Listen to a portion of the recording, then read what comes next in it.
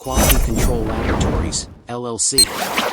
Located at JS Cabahug Street, Sitio Baspas Pagsabungan, Mando City. Geotechnical investigation at proposed three-story commercial building located at the PA and General Luna Ciargo Surigao. Del Norte. 3 boreholes.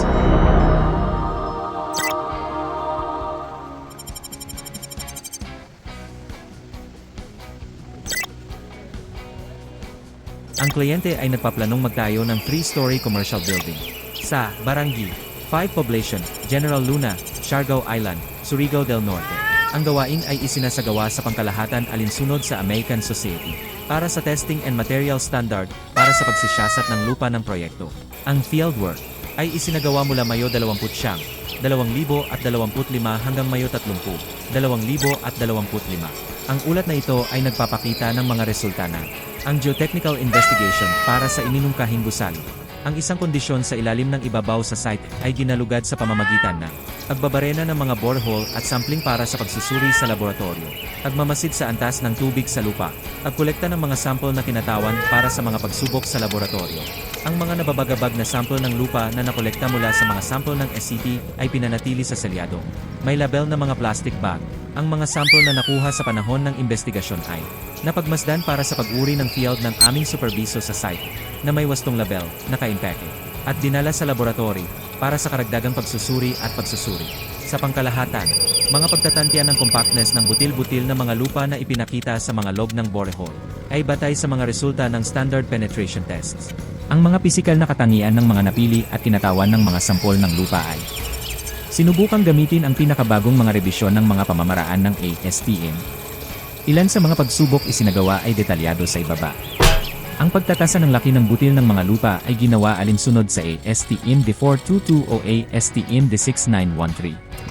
Ang mga limitasyon ng likido at plastik ng mas pinong mga sample ng lupa ay nakuha ayon sa ASTM D4318. Nakakatulong ang mga pagsubok na ito sa pag-uri ng lupa kasunod ng ASTM D2487.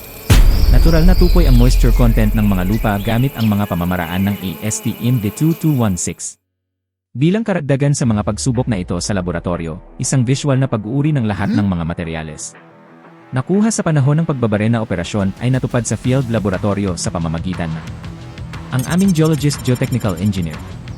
Ang data ng pagsubok sa field at laboratorio ay nagbigay ng batayan para sa pagsusuri sa engineering. Batay sa pag-aaral at itinatag ng mga ugnayan mula sa literatura, ang lupang tukoy sa site. Ang mga parameter ng disenyo para sa mga umiiral na kondisyon ng lupa ay ipinakita sa talahanayan 2.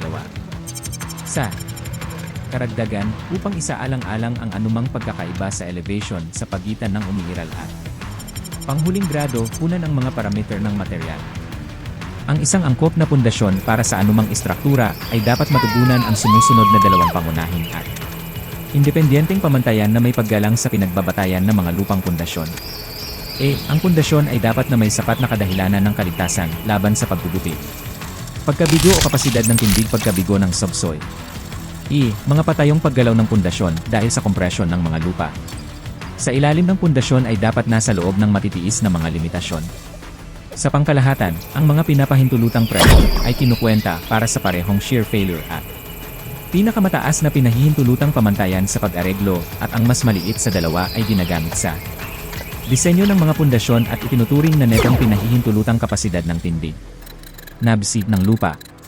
Ito ay karaniwang sinusunod na ang computed tindig capacities ng mababaw na pundasyon mula sa mga pagsasaalang-alang sa paggugupit sa mga compact na butil na lupa ay sa pangkalahatan ay mataas.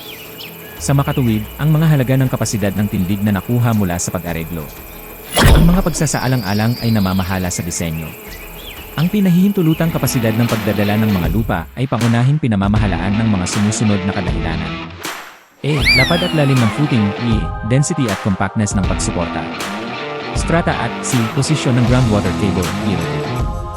We are open from Monday to Saturday. Located in JS Cabahug, St. Cecilio Baspas, Pagsabungan, Mando City. For more info, please contact us at 0908-677-5422, 0995-670-9883, 0995-141-7464 and tel number 3280626. Thank you for watching.